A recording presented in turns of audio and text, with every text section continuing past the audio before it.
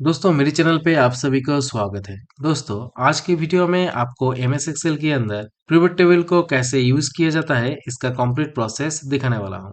MS Excel के अंदर pivot table एक पावरफुल टूल है। इसको यूज करके आप अपने डेटा को कम समय में एनालिसिस करने के साथ साथ आप समराइज भी कर सकते हो। तो दोस्तों यहाँ पे देख सकते हैं मैं पहले से ही एक टेबल डिजाइन करके रखा है। टेबल के अंदर कुछ फील्ड लिया है जैसे customer name, city, sales date, sales person, product category, product name, quantity, unit cost and sales amount. इन फील्ड की बेसिस पे कुछ रिकॉर्ड्स में पहले से ही एंट्री करके रखा है। इन रिकॉर्ड्स के ऊपर बेस करके आज हम पिवट टेबल को अप्लाई करने वाले हैं। तो पिवट टेबल को अप्लाई करने के लिए टेबल के अंदर किसी भी सेल को सिलेक्ट करेंगे। इससे क्या होगा, हमारे टेबल की जो टेबल रेंज है वो ऑटोमेटिकली जब हम पिवट टेबल को अप्लाई करेंगे तो पिवट टेबल के अंदर जो रेंज टेक्स्ट बॉक्स में उसमें हमारी टेबल रेंज आ जाएगा। तो पिवट टेबल को अप्लाई करने के लिए हम इंसर्ट टैब में जाएंगे। इंसर्ट टैब में जाने के बाद यहाँ पे टेबल्स ग्रुप के अंदर पिवट टेबल ऑप्शन पे क्लिक कर देंगे। तो पिवट टेबल ऑप्शन पे क्लिक करने के साथ ही यहाँ पे पिवट टेबल, फॉर्म टेबल और रेंज करके एक डायलॉग बॉक्स शो होगा।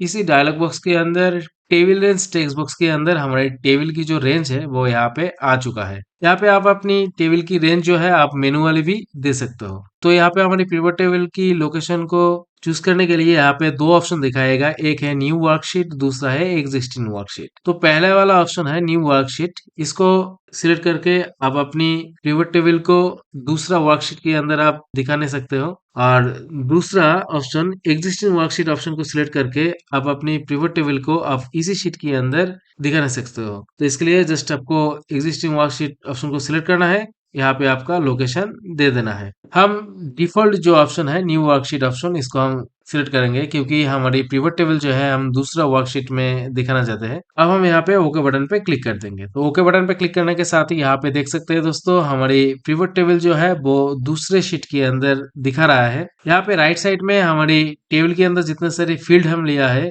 इन सारी फील्ड यहाँ पे एक के बाद एक दिखा रहा है। आज हम इन फील्ड को यूज करके पिवट टेबल के थ्रू हम डेटा को एनालिसिस करने वाले हैं। यहाँ पे नीचे चार बॉक्स दिखाएगा। तो पहला वाला है फिल्टर्स। यहाँ पे आप अपनी टेबल की फील्ड यहाँ पे डाल के आप डेटा को फिल्टर कर सकते हो। दूसरा बॉक्स है कलम्स। यहाँ पे आप अपनी टेबल की फील्ड यहाँ पे ड्रैग करके कलम वाइज डेटा को कंपेयर कर सकते हो। एंड रोज वाला सेक्शन में आप अपनी टेबल की फील्ड यहाँ पे ड्रैग करके फील्ड की अंदर जितने सारे डेटा है इसको रो वाइज आप समराइज कर सकते हो। एंड वैल्यूज वाला सेक्शन में आप स्पेसिफिक फील्ड यहाँ पे डाल के आप कैलकुलेशन कर सकते हो जैसे सम, प्रोडक्ट, मैक्स, मीन, एवरेज।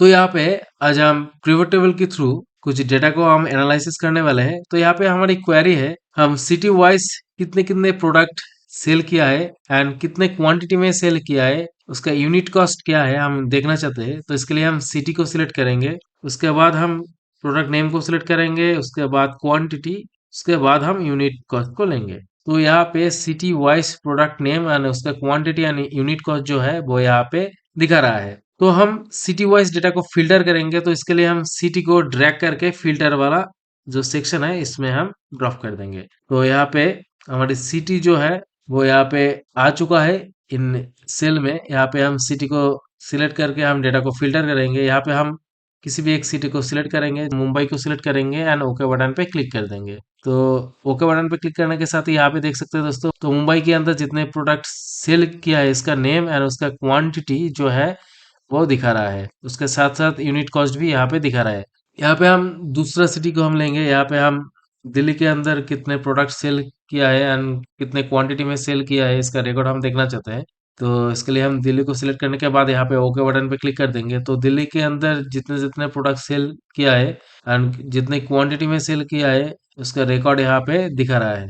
तो इसी तरह आप अपने हिसाब से आप डेटा को एनालिसिस कर सकते हो। यहाँ पे हम दूसरा कंडीशन यहाँ पे अप्लाई करेंगे। यहाँ पे हम प्रोडक्ट कैटेगरी वाइज हम डेटा को फिल्टर करेंगे। तो इसके लिए हम यहाँ पे इन सारी फील्ड को अनचेक कर देते हैं। यहाँ पे हम प्रोडक्ट कैटेगरी को हम इन फिल्टर बॉक्स में डाल देते हैं। हम कैटेगरी वाइज कितने प्रोडक्ट कितने क्वांटिटी में सेल हुआ है इसका रिकॉर्ड हम देखना चाहते हैं। तो इसके लिए हम यहाँ पे प्रोडक्ट नेम को सिलेक्ट करेंगे, क्वांटिटी को लेंगे।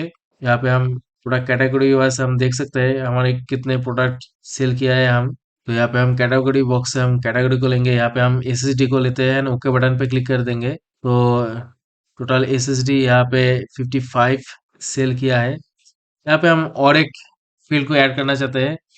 हम देखना चाहते हैं कैटेगरी वाइज जितने जितने प्रोडक्ट हमारे सेल हुआ है एंड कौन सी सिटी में सेल हुआ है उसका रिकॉर्ड हम देखना चाहते हैं। जस्ट यहाँ पे हम सिटी को ऐड कर देंगे, तो इससे सिटी भी यहाँ पे आ चुका है।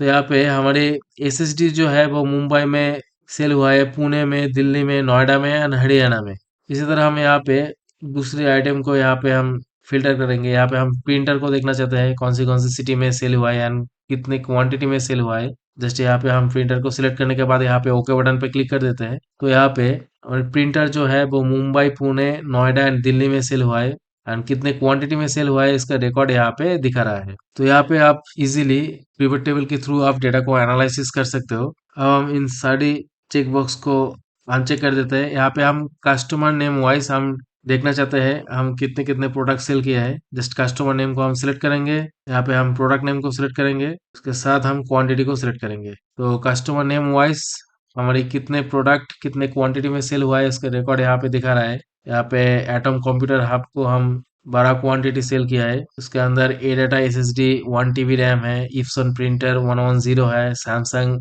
रैम 16 GB है। ऐसे करके जितने जितने कस्टमर को हम जिन जिन प्रोडक्ट सेल किया है उसका नेम उसके साथ उसका क्वांटिटी भी दिखा रहा है। अगर आप कस्टमर की नेम वाइज आप डेटा को फिल्टर करना चाहते हो तो इसके लिए आपको कस्टमर नेम को जस्ट ट्रैक करके फिल्टर वाला जो सेक्शन है इसमें डालना है। तो इससे आप कस्टमर नेम वाइज डेटा को फिल्टर कर सकते हो। यहाँ पे हम एटम कंप्यूटर को सिलेक्ट कर लेते हैं, ओके बटन पे क्लिक कर देते हैं। तो एटम कंप्यूटर को हम ये डाटा एसएसडी 1 TB सेल किया है, उसके साथ इप्सन प्रिंटर, उसके साथ सैमसंग रैम भी सेल किया है और उसका क्वांटिटी क्या है यहाँ पे दिखा रहा है। यहाँ पे हम यूनिट कॉस्ट को ऐड कर देते हैं। तो यूनिट कॉस्ट को सिलेक्ट करने से यहाँ पे यूनिट कॉस्ट भी आ चुका है। अब हम सेल अमाउंट को भी ऐड कर देते हैं, तो यहाँ पे सेल अमाउंट भी आ चुका है। तो इसी तरह हम दूसरा कस्टमर नेम को फिल्टर करते हैं। यहाँ पे हम आर के इन्फोटेक को सिलेक्ट करते हैं एंड ओके बटन पे क्लिक कर देते हैं। तो आर के इन्फोटेक को हम जितने प्रोडक्ट सेल किया है उसका नेम एंड उसका क्वांटिटी के साथ साथ unit cost and sale amount भी यहाँ पे आ चुका है। अब हम दोस्तों इन सारी फील्ड को अनचेक कर देते हैं। यहाँ पे हम प्रोडक्ट कैटेगरी वाइज सिर्फ प्रोडक्ट नेम को एंड उसके साथ हम क्वांटिटी को देखना चाहते हैं। तो यहाँ पे product category, product name and quantity यहाँ पे दिखा रहा है। अब हम दोस्तों मास्टर टेबल के अंदर किसी भी आइटम का हम क्वांटिटी को चेंज कर देते हैं। यहाँ पे हम एचपी प्रिंटर 3112 की जो क्वांटिटी है इसको हम चेंज कर देते हैं। इसका क्वांटिटी हम 1 कर देते हैं। तो इसका क्वांटिटी 1 करने से इसका सेल अमाउंट जो है वो यहाँ पे चेंज हो चुका है। अब हम शीट 2 के अंदर हमारी पिवट टेबल की जो सेक्शन है इसमें जाएंगे। यहाँ पे देख सकते हैं दोस्तों हमारी प्रिंटर जो है 3112, यहाँ पे एचपी प्रिंटर, इसका क्वांटिटी अभी तक यहाँ पे अपडेट नहीं हुआ है। तो इसको अपडेट करने के लिए हम यहाँ पे पिवट टेबल एनालाइज करके जो टैब है इसमें क्लिक कर देंगे। पिवट टेबल एनालाइज टैब में क्लिक करने के बाद यहाँ पे रिफ्रेश बटन पे क्लिक कर देना है। तो रिफ्रेश बटन पे क्लिक करने के साथ ही यहाँ पे देख सकते हो दोस्तों इन पिवट टेबल के अंदर जो क्वांटिटी है वो यहाँ पे अपडेट हो चुका है। तो इसी तरह मास्टर टेबल के अंदर चेंज किया हुआ किसी भी डेटा को पिवट टेबल के अंदर आप अपडेट कर सकते हो। तो दोस्तों ये थी एक सिंपल सा प्रोसेस। इन प्रोसेस को फॉलो करके इजीली आप एमएस एक्सेल के अंदर पिवट टेबल के थ्रू आप अपनी डेटा को कम समय में एनालिसिस कर सकते हो। तो आज के लिए इतना ही। अगर वीडियो आपको अच्छा लगे तो लाइक कर देना और कोई भी क्वेरी हो तो कमेंट सेक्शन में कमेंट कर देना और चैनल पे नया हो तो चैनल को सब्सक्राइब कर देना। Thank you.